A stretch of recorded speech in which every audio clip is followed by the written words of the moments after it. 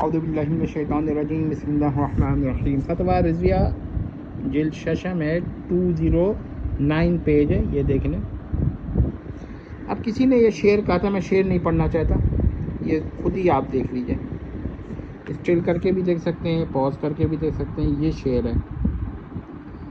ٹھیک ہے۔ اب اس میں ہوا کیا ہے بتاتا ہوں، پہلے یہ دیکھ لیں، یہ کب کا، یہ کنہوں نے کہا ہے؟ یہ کوئی صاحب ہیں مراد آباد کے، محلہ شیدی سرائے، مرسلہ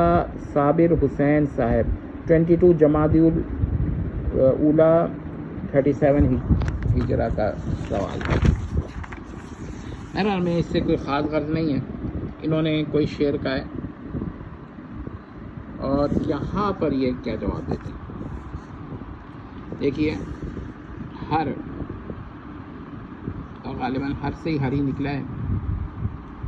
ہر ہندی زبان میں معبود بھرق اسما سے ہے، جیسے ایشور اور ظاہر، اس میں کوئی معنی محال نہیں، جیسے صاف نظر نہیں آ رہا، جیسے رام، تو وہ دیکھ لیا آپ نے کہ رام میں بھی کہ ہر چیز میں رما ہونے اور سرایت کرنے پر دلیل ہے، یہ دیکھ لیں ذرا۔ اور سیام کنہیا کا نام نہیں، اس کا وصف ہے، کنہیا میرے خیال ہے ہندو لوگ جو ہیں کنہیا کرشنا کو کہتے ہیں،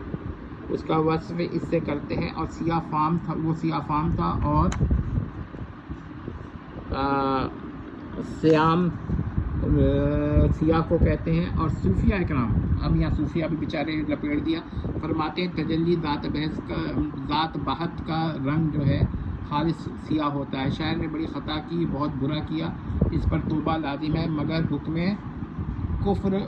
غلو اور غلط ہے، دیکھا۔ اور ہمیں یہ ہے کہ اللہ کے تعالیٰ کے لیے سیام کا لفظ استعمال کرنا، رام کا لفظ استعمال کرنا، تو یہ کفر و شرک ہونا چاہیے، کیوں نہیں ہے؟ اب مجھے تو حیرت ہے کہ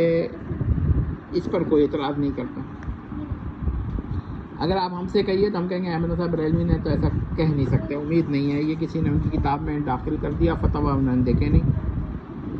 لیکن اگر آپ یہ سمجھتے ہیں کہ انہوں نے کہا ہے تو پھر آپ کے پاس تعویل نہیں ہونی چاہیے۔ جو لوگ تعویل کرتے ہیں نا بہت غلط کرتے ہیں، یہ دیکھ لیں۔ میرا تو خیال ہے کہ اگر یہ بات مرزا جہلمی کو مل گئی نا تو انہوں نے تو ہنگامہ کر کے کھڑا کر دینا، غور کر لیں۔